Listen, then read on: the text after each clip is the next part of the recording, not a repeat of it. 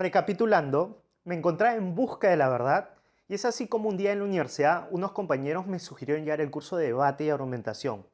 Ese curso me devolvió esa sed, esa motivación de responder estas preguntas fundamentales, existenciales de la vida. Así es como buscando respuestas a través de pensadores que me brindaran verdades fundamentales de la vida, me encuentro con Ayn Rand en su primera entrevista. Esa entrevista de Ayn Rand cambió mi vida, la transformó.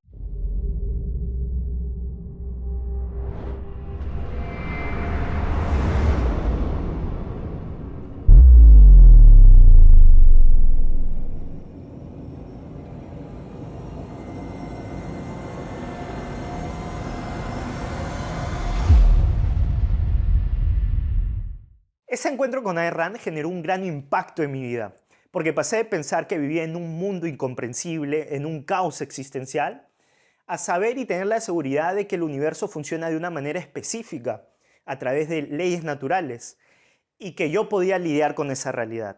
Ayn Rand me hizo entender de que el mundo no estaba ni en contra mío ni en favor mío, sino de que yo soy dueño de mi propio futuro, las riendas de mi vida las tengo yo y debo adaptarme comprendiendo este universo para poder, digamos, lograr mis objetivos. En temas de conocimiento, antes solía dudar en la razón.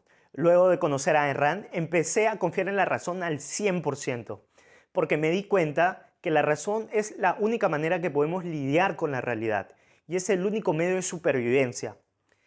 Para ponerles un par de ejemplos, antes solía dudar en la razón y una forma en que se mostraba esto era porque mis conclusiones siempre las derivaba de los demás. Nunca confiaba en mí mismo ni en mi mente. Siempre tenía que escuchar la verdad de otras personas para poder realmente confiar en una conclusión, lamentablemente. En cambio, con Ayn Rand y su explicación de la razón, me hizo entender realmente la importancia de esta herramienta. Y también me hizo entender de que si uno no confía en la razón, no se va a poder creer capaz de nada y no va a poder lidiar con la realidad. Por ejemplo, a la hora de tomar decisiones, metas a largo plazo, lograr cosas en general. En temas de moralidad, como había mencionado anteriormente, yo fui criado católico y fuera de que nunca realmente fui creyente, lo que sí es verdad es que me dejé influenciar por la moralidad del altruismo, que es la que ofrece esta religión del catolicismo. Es decir, vivir por el otro, ayudar al prójimo y sacrificarse por los demás. Sin embargo, cuando conocí a Ayn Rand, tuve una visión totalmente distinta.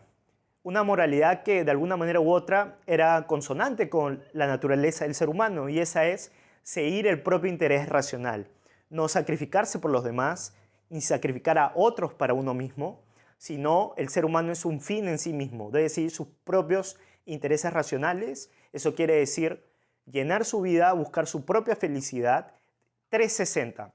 Ahora, es bueno decir de que el propio interés racional no quiere decir yo, sino hay otras personas que forman parte de tu felicidad y son de tu propio interés. Así que pueden ser tus hijos, tus padres, tu esposa o esposo, tu perro, entre otras cosas que forman parte de tu vida y llenan tu vida por ende, ¿no? Son parte de tu felicidad.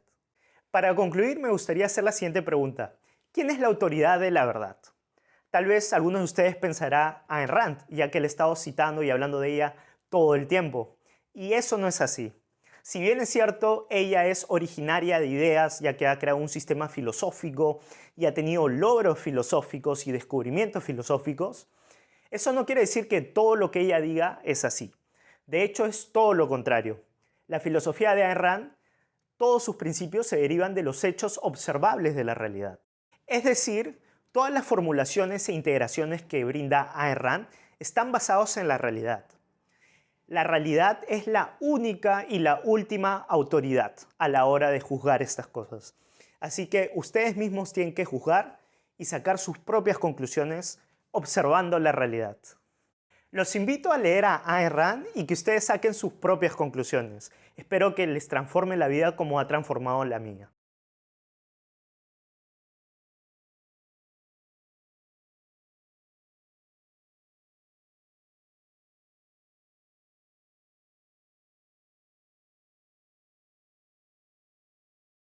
en Ricardo Stein promovemos la filosofía y el objetivismo, con el fin de que las personas estén equipadas para que puedan mejorar su vida y maximizar su felicidad.